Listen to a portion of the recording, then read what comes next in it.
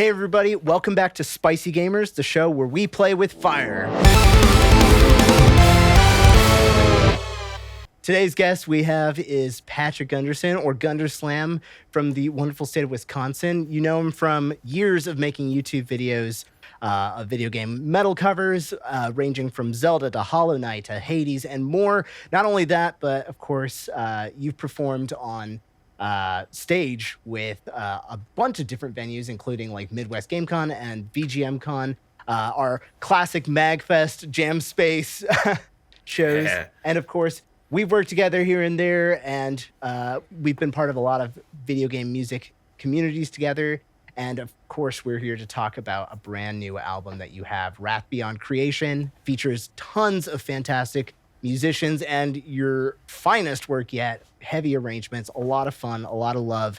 So thank you for coming on Spicy Gamers. Thanks for having me. Thank you for the kind words there on the record. What do you say your spice tolerance is? Somewhere in the middle. Like, sure. I like light spice is good. I can do some spicy stuff, and then once you get like real spicy, stop. Sure. Well, which we're gonna find out with this, because this is this is that carbonara bulgogi. So today we have a fun change up in format, which I'm gonna keep going with here. So at Patrick's great suggestion, we're rocking I believe it's the Bulldog Carbonara as Bulldog. That's what it is. That's the one. Yeah, the Bulldog Carbonara. I think it's spicy chicken edition that both of us were able to acquire, and we're gonna have a little bit of fun with some hot sauce and some bonuses as we talk all things about music, all sorts of really cool experiences that Patrick's had, and of course the brand new album. I'm gonna throw you some B-roll of my bowl here that I filmed with some extra fixins. I've got some raw chili peppers, sriracha, and some hot sauce that's gonna go in. But for now, let's talk music. A question I got to ask most everybody, especially guitar players, is how did you get your start into metal? And then what brought that into video games and video game music? So just getting into metal was kind of a combination of also getting into guitar playing. So in like middle school, I had a group of friends that were a grade above, and they were all getting into guitar playing, but they were also getting into like Metallica and like Godsmack and Rob Zombie and all these bands. So like, I'm like listening to these bands, looking and discovering more. So that's like how I found one of my favorite, System of a Down, and also wanted to play guitar and Korn, and like just like really experimenting with the guitar at first. Like my dad bought me like a garage sale PV amp and a first act guitar, and just like messing around with that, and eventually like that convinced him. Was like, okay, we'll get you lessons. You're actually like investing time into playing this. So that's how I got into like both metal and guitar at the same time. And then just over the years, trying to start bands and just playing with other people, eventually started my first like real band, Slug Shell, and the guitar player in that band, he brought up He played some video games. I played video games. Like, we talked about them all the time. But there's this one game in particular. It was just like, it's Geometry Wars on the Xbox 360 arcade. Yeah. I talked about that. This could be like a killer metal cover or something. So then we started like chugging along to it, and I was like, oh, this would be sick. That got put on a back burner. But in the back of my head, it's always been like, man, video game covers would be really cool if they were just like metalized, And then I started seeing like Family Jewels and Toxic and like eventually coming up on YouTube. I was like, okay, people are like doing this shit. I should just fucking do this. Oh, fuck. One of the things that stood out to me when I first listened to you on YouTube a while ago was, and I'm sure you know this, metal is like this beautiful, crazy umbrella of thrash metal, folk metal, prog metal, doom metal, death metal. And I think what's beautiful is having seen everyone in this, scene literally grow, they find like different things that make them feel like you. So when you arrange a Gunderslam cover, what do you think like vibes with you and connects and feels like your sound? I'm a big fan of melodic death metal, so that's my like kind of go-to. But Melodeath, it just hits. It works real well with the VGM because you can just kind of like, if a melody doesn't have a supporting harmony, you throw it in if it's in the minor key or whatever, and like it starts to translate into that.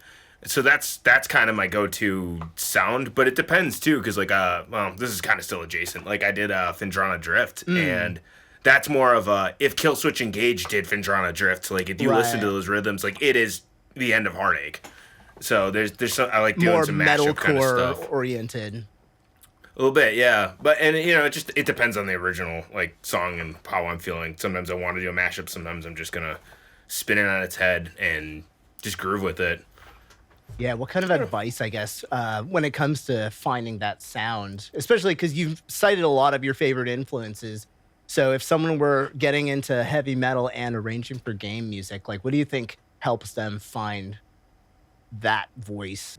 Let your fandom express itself. I think that would be Mm, the way I would describe it. So if you like a certain sound from a band, go do it. If you want to turn Super Mario 64 slide into a black and death metal song, just go do it. Just see what it sounds like if that's your jam, you know? Like just have fun with it, of course. Like it doesn't matter, you know? But I think that's the best way. Is be a fan of make what you're a fan of. If that makes mm. any sense, you I know? know a lot of people have always said that phrase, like, I made this because I would want to listen to it. And Mm-hmm. I always find that really powerful because at first I was like, I don't want to listen to this. But at the same time, it's like, I want to play it. It's a lot of fun. Yeah. I mean, Oh, man. I've seen what you do, you know, with your Yeah. prog VGM arrangements, and they've gotten just proggier over the years. You can Like kind of that, tell over time, I think, like different people got into a band really hard or into like a style.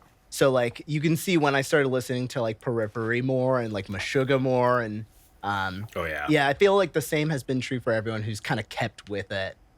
Music or VGM or YouTubing or whatever you want to call it. And it's really cool to see that. that's the way.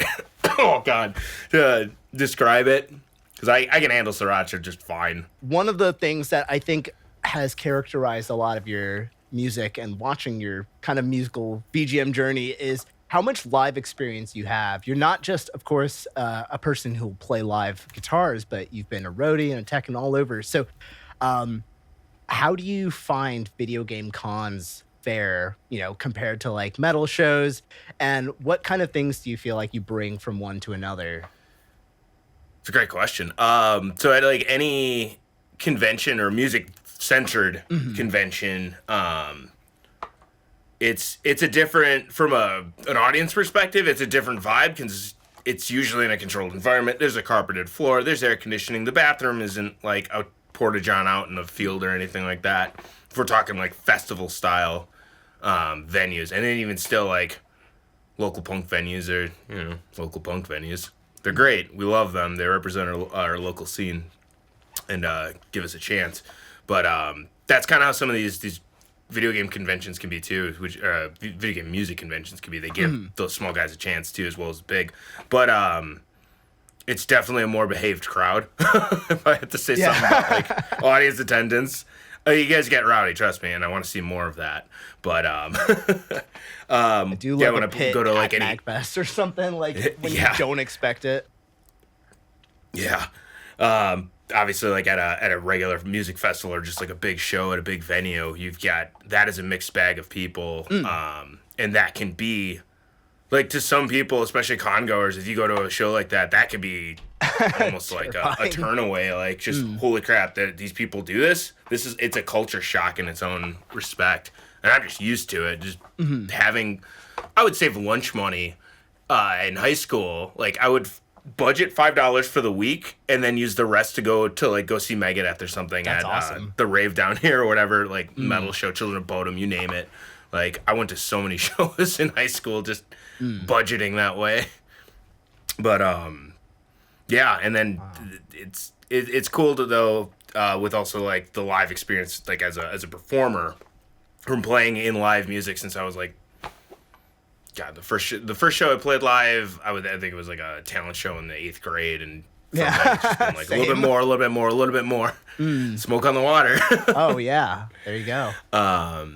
Yeah, it's just going into to performing at an event like that. It's like this isn't my first rodeo, but I will say this: the VGM scene for what we do, it's 10 out of 10 with like sound engineers, stage, monitoring like lights, you name it. I've played. Oh god, I probably played close to 100 venues now, but I've played a ton of Wow. venues, and I've played some like dive bars. You're on the floor. There's no Right. lighting. There's a spinning fan there. You're playing to 30 people, and they're shoving each other around like it's nobody's business. It's great. It's a Mm. different kind of energy, but I've been from here and I've gotten to here, and it's just like, and I still go back and forth. Like we just H1Z1 just played a show at a dive bar up in like 3 hours north from here, and just like the whole crowd's bouncing around with us. It was awesome. You know. Wow.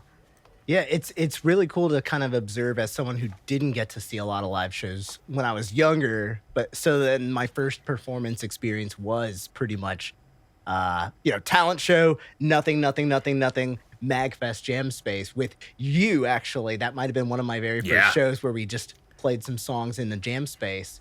And yeah, it's really interesting to see like the crowd vibe, the diversity of the crowd, and sometimes like the interaction.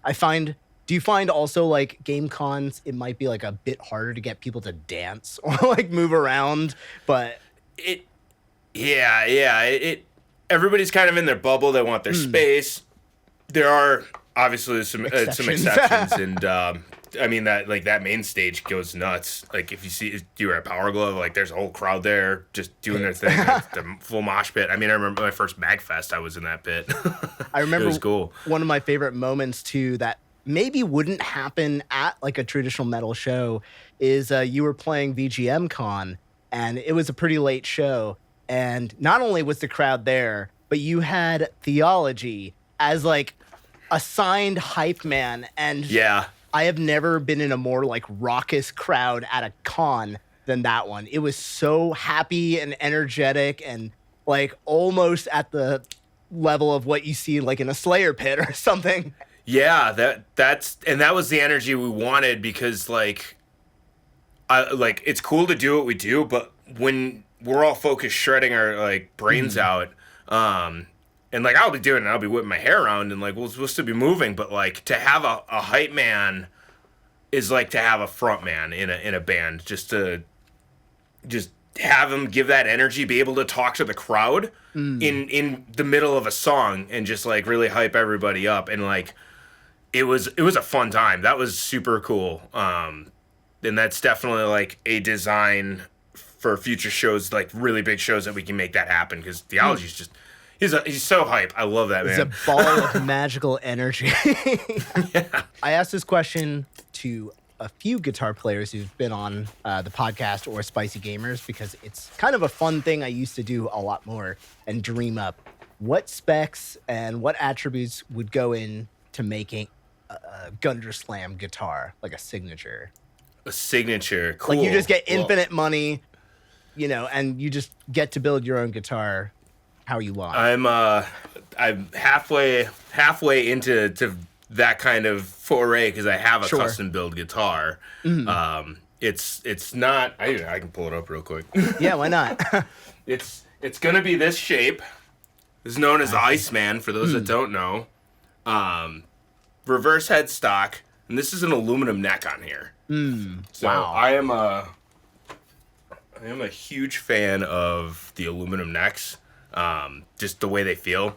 They do darken the guitar tone a little bit, so there'd have to be some tweaking to balance it to get the little bit more brightness out of it. But would be an Iceman. It'd be a 7-string. It'd be hollowed out so it's lighter. Wow. Reverse headstock 7-string, multi-scale. I love it. Yeah, and it's got to be purple. I was gonna say the color is almost the purple. first thing I would bring up. And not. Do you have any like pickup preference or electronics? So yeah, I'm a big fan of what's in there. It's rail hammers. They don't make a 7-string set though. They're very traditional in their builds. But I might throw some extra dollars and be like, just make a 7-string set, Ken. Just do it for me, please. Wind like just a couple more, and Just extend it a little bit, it'll be fine. that's awesome. Plus the multi-scale would be a whole different they don't. That's not even like a thought with that company. Oh, that's interesting. Railhammer works with like Reverend guitars. Oh, sure. Yeah. So they do a baritone, but they don't do a 7-string, and they definitely like a multi-scale is probably just like, what's that crap? Break kind of thing. It's cool But, to see like the guitars you've had going through it because they do kind of play along with your musical tastes growing and expanding too. Do you remember like what your first guitar was that got onto like a VGM? Yes. The first cover I ever did was a Song of Storms. I released it in 2014. Everybody did it at November-ish. So yeah, I like recently just had the 10-year on my YouTube channel, or at least of that video. My YouTube channel is way older. It's from like 2006, but we'll worry about that later. But yeah, it was an Epiphone Les Paul Standard. So that's the first one. It's on. You can go watch that video and go see it. I don't. You gotta have the little anymore, embarrassing like clip here, insert clip here. It's really cool to see your journey. So obviously different from like where you start. Yeah, it's cool. I'm glad it's all there. Like you can watch that first video and go through all of them and just see like the progression and how like my editing changed, the lighting changed, the cameras changed, like all of that. A lot of it's still done with my phone, minus the latest music video that's out, which is for The Painful Way. That was professionally shot by my friend Nick Hill, and that was on a Sony DSLR. There you go. Question. This might be the first Spicy Gamers where I'm pretty sure I'm punishing myself more than the guest is. You probably are, because I screwed up and didn't get extra hot sauce to throw in this to just torment myself. But I'm not going to lie, this is really spicy. Woo. We've got to talk, obviously, about the album that you've been putting, work into, Wrath Beyond Creation. It's based on, of course, one of my favorite games, Hades. It's got tons of fantastic guests. You have a range of musical styles from progressive metal, of course, to the mellow death, the heavy riffs, the jammy acoustic parts, and of course, just so many cool solos and moments. So, how did you land on Hades as an album to start? So, I really, really liked the soundtrack. So I played the game, I think, in 2020 when it was like fully out. Right. And that soundtrack that captivated me. I was just 100% invested in it. And I was like playing through like, this would be cool. This would be cool. This would be cool if I did this song. Like just started going through it as I was playing the game. I stumbled upon a tweet that I don't remember who said it, but they were talking about VGM and they're just like, I wish more artists just put out material that was just one game, like an EP dedicated to that. And it was when I was kind of thinking about that. So I was like, let's give this a shot. I will say this was also in 2021 when I read that tweet. And let's see, I'm putting this album out now in 2025. This interview is happening in 25. Yeah. It's a lot of work. There's a push-pull effect, at least for me, and like I don't have the ability to be able to crank out VGM albums and even singles like I used to when I was starting out, just because of how much I do outside of just VGM. So not only am I working full time, but I've got like an original band I'm a part of, and then I've also been playing live with another band. So we've got H1Z1 for the original material that I write and I'm a part of and record with and play live, like a ton live. And then I'm also a live guitar player for Owlbear. So that's now been an extra thing on top of that. And then still doing Gunderslam live on top of all of that. It's a lot to ask of a person to make an album in under like multiple years. Yeah, I definitely kind of bit off more than I could chew, but I'm finally at the end of that plate, and honestly, very proud of what became of it. Absolutely. Now, of course, a lot of stages go through album making. I'm sure a lot of our audience knows that just as well as you do. From the perspective of Hades being like this huge soundtrack with like traditional Greek instruments and like very interesting arrangements, what's been like the hardest song to track, just to perform and like record into? That would be, oh God, it's slipping the name of it right now. Like I want to forget about it that much. Is it God of the Dead? With like, no, it is not God of the Dead Part 2. Part 2. Yeah. That was a blister, because that's the Unseen Ones. Mouth of Sticks. Okay. Because it's in like 9. It's just silly time signature crap all over, and like I can feel it. No, it's like in 5/8, and then it has like bars of 9, and then bars like half bars. It is moving all over the place. It's a real progressive song, and I love the way it sounds because especially at the end, I'm starting to get like double kicks that are like fluttering with like everything, and there's this really cool midsection that is very chop suey System of a Down kind of influence, where I'm like adding like a lot of auxiliary percussion on top of all the auxiliary percussion that's already in there. So there's like bongos and crap, and then the acoustic guitars with like low gain distorted guitars, trem picked and stuff. But performing that was a nightmare. For sure. And not only that, of course, a lot of the songs have a lot of different guests, not just like featured soloists, but people who are playing like live drums and so on. So do you think that performing live for so often and like getting the Gunderslam band out had any influence on how you made the album? Partially, because I had a different drummer for a while. He's one of my best friends. Just because of the length of this album and like the cycles, like originally we were kind of drafting things together with like the drums, and he's credited on the record as a drum like assistant. So he's helped me with like some of the programming because I had like a bass thing, and then he sat down with me and kind of like, well, maybe do this and that. So What a he's drummer definitely might kind of like prefer to do. like a co-arranger for the drums basically. Very for cool. majority of the record. So he helped me out with that. And he actually is performing on an E-kit, the Exalted. So that is Very actually cool. like a performed drum part. So it's not just like MIDI programmed. That's awesome. And it's not something you see a lot of from solo guitarists who either don't know a drummer or can't afford one or otherwise just want to program the drums and get out of the way. So it adds this really lively effect to it. Yeah, and that also comes with the territory of playing in bands for as long as I have, and just like working with different musicians, artists, and different sets of drummers. Yeah, absolutely. Now, of course, there's also the crazy shootout of the solos that I got to be a part of a while Yes. back, of course. So it's a really cool, just experience. And you have like just about every track that I can think of from Hades as a standout covered. Is there any one in particular that you think might be like your favorite to bring live from this album?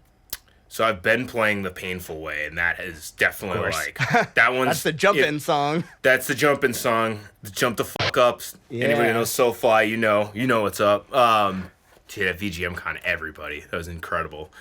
But if I had to pick a second song from that I would want to bring live, it's kind of a tough call. I really like Scourge. Scourge of the Furies is It's one of my favorite is a songs from the blistering soundtrack. song.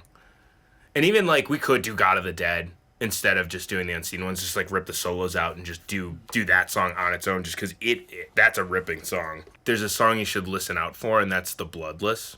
The Bloodless. That's that is an underdog song. Like I think that one turned out really well for how simple it is, but it was like this one's an ass beater. I think it's kind of cool also because you went for like such good coverage of 13 tracks from this game that is built around exploring these fixed different locations with kind of the same songs eventually. But people will probably hear stuff that they did not get to focus on because the game is also so frantic and running through.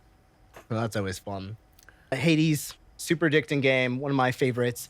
And I imagine it certainly is one that you've played through a lot to be able to make a whole album from. So I want to ask, do you have any like favorite things from Hades, either like weapons or just moments when playing it that stand out?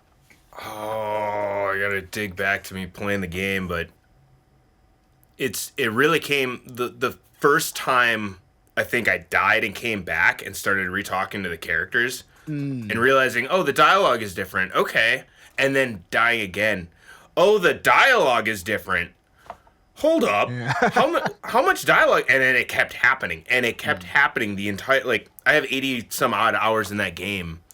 I've beaten it. I still got so much more to do, and I had to put it down just because more games needed to be played. It's so addicting, yeah. It's just genius and fantastic how they scripted it, how it just referenced how you died, like Hypnos every time you died. It was like, oh, they got you that. Like, knew exactly what killed you. It was just insane. And that's what kept me like playing it, honestly. Like on top of like it's just wanting to play it. It's a fun game. It is a really cool gameplay loop, and it's just enhanced by, I guess we could call it the garnishing of the dialogue. Yeah. Do you have a favorite really weapon go-to? Like between the fist, the shield, and bow, and... I like all the weapons. I like, the shield, I think, was probably my favorite. That's where I got out, like, my first time was with that shield. I think it was a lot of Artemis boons. Artemis and Zeus, if I can recall correctly. I could pull the game up and look at exactly. They keep a log. I was going to say, if you pull the game up, then we'll never finish the interview, because then I'll just watch you play. It's just, this is the stream now. We're playing 80s. I think the shield was one of my favorites at first, because I was also like, cool, I'm like Captain America-ing through Greece. Yeah. But it's really cool that, like, they do incentivize you trying out each one, and everyone has kind of like a different favorite, but a reason to try out the other ones too. All right, we're getting close to the end of our chat here, but I cannot imagine how much fun and chaos and unexpected things happen, not just from playing one-off shows like I have, but of course playing multiple shows and going on tour. So do you have any fun memories either with Gunderslam Band or just being on the road that you can share? Oh, let me see if I got a funny story. I'm bad at stories because I'm usually behind the merch booth most of the time. Like I'm band dad. I'm usually schlepping the gear. There's got to be fun to be had, honestly. It is fun. It is. God. So, let me see. You know what? We went to Sweetwater in 2013 as a band with H1Z1, and that was just a blast. So we got to take a whole tour of the facility and stuff, and they showed us all around some of the studios and stuff, and a couple of auditoriums. Like, it was cool. And of course, you go down the slide. I have heard about the slide. Yeah, we're actually going to be playing in Fort Wayne again on this run, so we're going to go on another tour. Very cool. Do you get to meet sales engineers or? Yeah. There's usually a sales rep for that. It was funny with this. With the H1Z1 show, we played at some place called The Ruin, and that show, the opening band, like basically all of them worked at Sweetwater, so half the audience were Sweetwater reps. So we got to meet some. They must be so caring and considerate. They're very cool people at Sweetwater, and it's someone who works in another music shop. It's used, we're used. It's different. We really do like. I totally understand and appreciate what those guys do for the music community as a whole, and it's awesome. It's cool when they've like been able to kick in, like even, hey, you're going to play a live show, reach out, like maybe we can get you some strings for cheaper since you're doing a bulk, and like all these really cool things that Sweetwater can do for you. Has there ever been a thing that went wrong on tour that was like presumably just, an understandable mistake from the band side, like not venues, not anyone else, but just like goofs? Oh, oops, we screwed up. Yeah, oops, we screwed. Because I definitely don't want to be like, hey, which venue screwed you guys over? No, I have different stories about that, but sure. Terrible. It's not that spicy a gamer show. I got stories, but we played Summerfest once, and I started playing a chorus when we were supposed to go into a second verse, so that was fun. I feel like that has to be caught at the break though. That's gotta be like a normal occurrence in a band to just like lose track of click or like where you are and just. Yeah, that was before click tracks too, because that was 2017 with H1Z1. So that was. I still played with a tube amp live. Wow, that's for those watching under the age of like 27 or something. A tube amp is how we used to do it before you could buy a computer. Yeah, there's a computer on the floor. Yeah, any other oopsies like. Nah, I'm surprised that there actually aren't more oopsies because we're rock and roll like with H1Z1. If like something screws up, we're just going. 2023 Midwest Gaming Classic though, it was me and Dave duo, and we had a big mishap with our XR18. It was playing the click tracks through the mains, and I had no idea how to fix it. Absolutely no idea how to fix it. I'm fumbling behind the rack. I didn't care what was happening. I'm just like, what the fuck is going on? Right. Played it off as an April Fool's joke to the crowd. So I'd like walk out and be like, hey guys, sorry. Laptop showed up drunk today. April Fool's. We only ended up playing 2 songs. We just let the click go through the front house. We didn't care. Sure. You know what? I wish I had put this arrangement out because it was sick, but it's that may ne- this may never that may have been the only time you get to hear a Gunderslam version of Chrono Trigger's Magus. Wow, It was a yeah. heavy one. We had Brian from Lords of the Trident come up and shred, so we still did it. Oh, We made it's that happen, amazing. and then ended with Sonic 3, and we're just like, we're done. Bye. That sucked. As you know, of course, and I feel like this is worth throwing in the Spicy Gamers. When, of course, the Prague XP band borrowed some of your gear, we didn't know how to set it up. We didn't give ourselves a sound check, and we also had an oopsie that I've started to see a lot of people have, where I think the solution came to you years later. Like, Yeah. hey, what happened was we lost track of our click track or our metronome that helps us keep track of our kind of complex songs.